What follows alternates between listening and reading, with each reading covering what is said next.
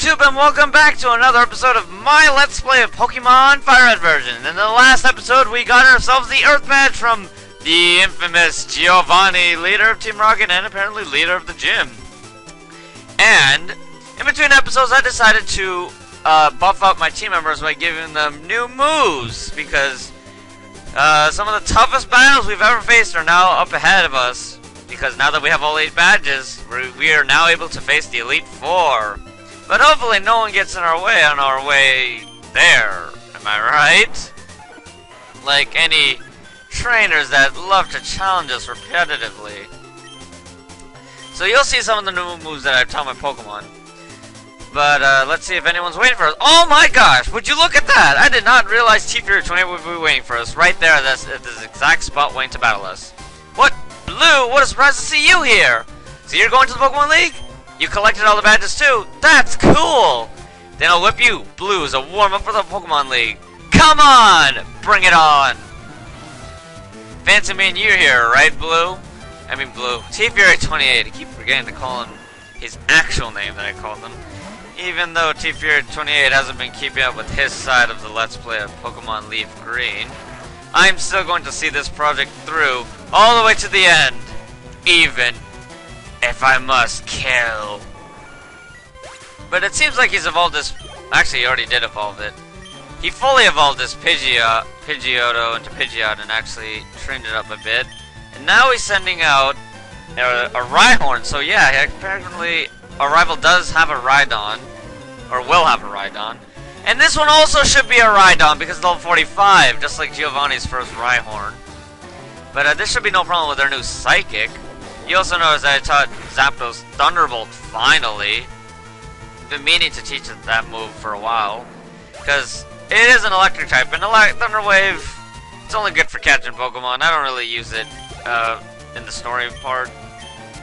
And now he's sending out Gyarados. Wow, I'd use Zapdos, but Jiggly's Shockwave is still actually quite useful. And the reason why I didn't get rid of it is because Shockwave is a move that never misses, and unfortunately none of my other team members have moves like that. So in case I ever get evasion hacks, or in other words, to the point a Pokemon uses a double team or any other evasion increasing move to the point that I can't lay a finger on it, Shockwave will make sure that I'll always deal damage because it never misses. That's why I didn't want to replace it with a Thunderbolt or anything else. But he also knows that Jiggly now has Flamethrower, because I do need someone that has a fire attack on my team, since I don't have any fire users. But oh, Nidoqueen got serious buffs. Poison Sting, please, that 15 power move. How about Earthquake? Yeah, that's what we're talking about. Decided to give Nina Earthquake because one, she's part ground type, and I did need to get rid of Poison Sting. I would have opted for the TM Sludge Bomb had I actually had Sludge Bomb on person. I forgot where you get Sludge Bomb, but I don't think it'll be that far off. And if you've also noticed, I haven't used Turtley this entire battle with my rival yet. And that's because I'm saving him for the end, because I know what my rival has as his last Pokemon, and I want to use the right Pokemon to bring it down. After I take down this Alakazam, which for some reason took a body slam. I did check out Jiggly's stats when I was teaching the moves. Its special attack is a little higher than its attack stats, so I guess that's why. Although Alakazam doesn't really have a defense stat to speak of, so I don't even know why. I mean, look at that! This thing's defense is still going to 0. It's still increasing by 0. But here it is, his last Pokemon, Venusaur versus Turtley, just like 45 episodes ago when we fought mano a mano. It's still an even match, they're both level 53, but I got Ice Beam! And I know you have Growth. Okay, I did not see this coming. I think it's because his Venusaur still knows Razor Leaf, not, you know, 95 power elemental move like Surf or Flamethrower that Turtley or Charizard would have. How unfortunate, I expected more of a challenge. Maybe if we ever fight again, you'll have stronger pokes. If we ever do. Hint, hint. What? I was just careless, you! Excuses, excuses. Now listen me up, I'm ready for the Pokemon League. Blue, you need more practice. Even though I just beat the crap out of you without losing one member, But hey, you know that. I'm out of here. Smell ya. Better not be sniffing my panties. Oh, by the way, our rival just happened to disappear rather than actually walk away properly. And I have no idea why the Viridian Forest music is playing here. But now we're going to do the ever so classic badge checks. There will be guards stationed at every one of these gates or so, asking us if we have the badges. Now, when you had the Earth badge, you actually couldn't have gone to the Pokemon League passing through these badge gates. You actually do need all 8 badges. In other games, the badge checks are replaced by one security guard who will just check for all 8 at once. But in games like this, and most future games, instead they check for all 8 individually to, I guess, highlight some sort of specialty among the badges. I mean, for example, they have you surf towards the Pokemon League, and I think this is to show proof that you have surf and not just a badge, because you need to have had surf to actually have gone this far, even though you actually do need to have surf to have gone this far, because there's no other way to reach the Cinnabar Island Gym without surf, and you do need the Cinnabar Island Gym in order to get here. I don't know, but there is a lot of significance to this badge checking ritual, if you want to call it that. But yeah, I think I'm almost there. This is the 7th guy. Yeah, he's checking for a volcano badge now. That means there's only one more guard left who will check for the Earth badge. I'm just checking for hidden items because, I mean, and this really out of place rock here, all alone, happens to have the full restore. I don't know how other people would miss that. Hope you guys don't. And yes, now he checks for the Earth badge. With that, oh wait, one more berry. With all of that out of the way, we can now move ahead towards Victory Road. The final challenge, if you want to call it that. Oh boy. Can I fly back here? I don't think I can. I'd have to run all the way back here because they don't give me the option. I think they don't. I'm not going to take the risk. I'm just going to go for it. Alright. But levels in here aren't that much of a big worry. The wild Pokemon, though, on the other hand, are mighty annoying, so I'm going to have to put up a repel or two. Oh, and also while I wasn't recording, I tried looking for places that I could have used Rock Smash on. Turns out there aren't any except in caves, and that's only if you want to trigger a wild encounter in those caves. That can only happen when you Rock Smash the rock, and there's no rare Pokemon that you can only get from Rock Smash yet, so there's no need for me to do that. So I actually was worrying about nothing. So one of the puzzles in this place is that you must move the boulders onto those switches like I just did. And over here we got a cool trainer. First female cool trainer. I wonder if you are good enough for me. What on earth is that supposed to mean? I swear, Nintendo, did you put innuendos in this game on purpose? Oh look, a Persian. Are you a subordinate of Giovanni? Because I know he has a Persian. This is also the first Persian we're facing.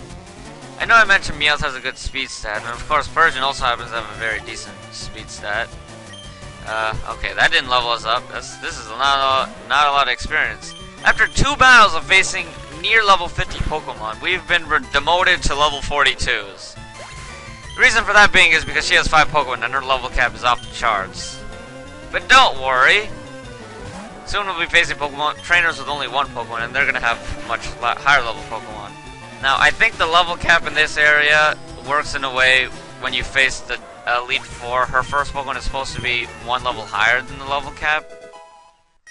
Because I know the ace Pokemon of the first Elite Four member is supposed to be 1 level higher than your rival's Pokemon that I just fought. So the first Elite Four member is going to have a level 54 Pokemon as their ace. That's why your rival's Pokemon was so strong and level, 54 53. Even though we just faced Giovanni, the strongest gym leader, with a level 50. Pretty quick jump if you ask me. But that won't stop us from defeating this cool trainer, because we found that those weak Pokemon, these are like easy cake. It's like taking candy from a baby. Except in this case, we're beating the pulp out of animals with other animals. I sure wish I did actually go back to the Pokemon Center to heal up my team, though. Not because of the health, more because I'm going to run out of PP. Actually, what am I worried about? I have a ton of ethers that I've collected that aren't useful. I lost out. Sorry about that. My ear was a bit itchy. Alright, here we got a very interesting puzzle. You see two items here, but the only way to get them is to move the boulder in the way of one of those items. So the only way to get both items is to come back here and move the boulder back again, because the boulder positions do reset. Now the top item was obviously that Dragon Claw. The other item, I think it's a rare candy. It's here, good. Let me see how good. Jesus Christ, there's innuendos everywhere. Either that or it's just me and my perverted mind. What do you guys think? Please tell me I'm not alone. It would be kind of awkward if I was the only one thinking this way. Although they do say similar stuff in the show when trainers often face each other. So, I don't know. Alright, so he's sending out an Ivysaur. Oh yeah, this type of cool trainer. Actually no. I played... because you don't face... this game wants you to see all the starters, they give trainers random starters throughout the game. One of these cool trainers has one of the fully evolved evolutions of the starters. There's another 2 or so in the cave, in Victory Road also, and that's merely for viewing data. The reason I point this out is because usually this is the case for most Victory Roads, where they want you to see all the Pokemon in the Pokedex before you complete the game. Oh my god, that critical hit is really shaking down Jiggly. No one has fainted for quite a long time, and I really don't want to add another death to that chart. So if you would please, Jiggly, avoid getting critical hit at all costs. I don't care what it takes. Try harder. So I don't know what full evolution this guy has, because he has all the mid evolutions for some odd reason. How did you get all 3 mid evolutions? You probably just traded with his friends. What am I saying? You didn't steal all 3 from Professor Oak's lab, right? There's always that possibility, right? Alright, so it's gonna be a Charizard, and I'll just go to Zapdos, actually. This actually completes all of my evolution sites, because I fully evolved Blastoise, so that's already in my Pokedex. My rival has a Venusaur, which I fought several times, and now I've gotten Charizard's data, so I have data on all the starters in a way. Odd. I had a chance. No, you didn't. That was a myth. Okay, I actually thought I needed Flash in the Victor Road. I don't think I actually did, so I didn't probably need to bring my Butterfree along. Because I did also deposit Zinx, I might actually say, back in the box after taking off its mail. When you take off mail off Pokemon, they give you the option of putting it in your PC. But if you say no, they'll say that if you don't, whatever written is inside the mail will be deleted. And I was right, that was a rare candy. Boy, do I remember a lot about this game after not playing for so long. Except for the part about not remembering there being any Rock Smash rocks. Alright, so here we got another boulder that we got a strength all over there. Onto that white switch. No, I don't want to check my trainer card. I know I have all 8 badges and I'm sexy, and I know it. So the way these switches work is that I didn't really show you, but there's like a boulder or a special rock that blocks the way from you moving forward. And the only way to break these rocks in a way is to push those buttons. This here's Victory Road, it's a final test for trainers. So as I was saying, I was rudely interrupted by Black Belt Daisuke Although most of you know what that means in Japanese. So the only way to get past those special boulders is by pressing on the button. Now, if you were to stand on the button, it will release the switch and move the boulder. Problem is, it needs constant pressure. So if you move away from the switch, the boulder will automatically come back. I don't know how exactly that works, but the way you need to get past the places is by putting constant pressure under that switch. Now, how on earth would you do that? There's a big boulder here that could possibly move onto that switch. Let's see what happens when that works. And what do you know? The switch won't the switch will stay depressed. And the boulders don't actually reset their locations. They'll actually stay on the boulder. I think if you exit the victory road and come back inside, the boulders will then reset. But I don't think they reset inside the cave when you exit a floor and go up or down. Achoo! Achoo! Did you try to sneeze and it just came out wrong? Okay. But not all of the boulders are going to be that close to the switches. Some of them you're going to need to push down instead. Ah, so you wish to challenge the Elite Four, eh? Well, you're going to have to get through me. Heh, did you lose your way to the Fuchsia City Gym, or were you actually trying to go to the Saffron City Gym? These jugglers, I don't know. Level 41. This is even weaker than the cool trainers, and he has less Pokemon than them. That's to show you that how low his level cap is compared to the, you know, cool trainers and other trainers. I mean, the black belt had three level 43s. The cool trainers have a much higher level cap than everyone else. I don't know why that is so. I guess it's to highlight the fact that they're cool trainers and that they're elitist in a way compared to other trainers. I also got rid of the double kick on Nina for Brick Break, since Brick Break always does more damage than the double kick. The only advantage to double kick from Brick Break is that you have increased chances of critical hits, but since Brick Break's already stronger than 2 double kicks, or like 1 double kick, since 1 double kick consists of 2 30 power fighting type moves, Brick Break is 75. Brick Break is still much better, even with the decreased chance of critical hit, small as it may be. And I'm just sweeping up this entire team of psychic types. I don't know why I didn't see any jugglers at the Saffron City Gym, but they put them all in the Fuchsia City Gym. I mean, the Fuchsia City Gym should have been full of ninjas and stuff like that. I don't know if ninjas was necessarily a class during this time, but you got me! You found me out. Got me what? Oh, I beat you. That's probably what he meant.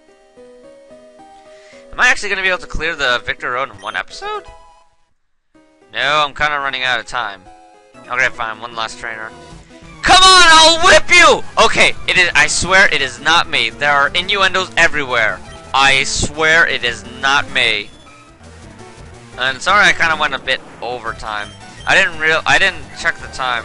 I was kind of lost in my commentary. I do find this very enjoyable to do, and that's why I do want to continue doing this. Just to let you guys in on some personal reasons why I'm still continuing this, even though it may be getting 5 views. 5 views are better than 0.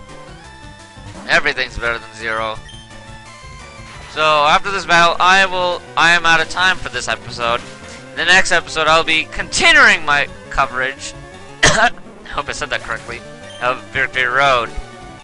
After this guy finishes his speech, I got whipped. I proved that there are innuendos everywhere in Pokemon FireRed version. Excuse me. But I'll see you guys in the next episode. Ugh.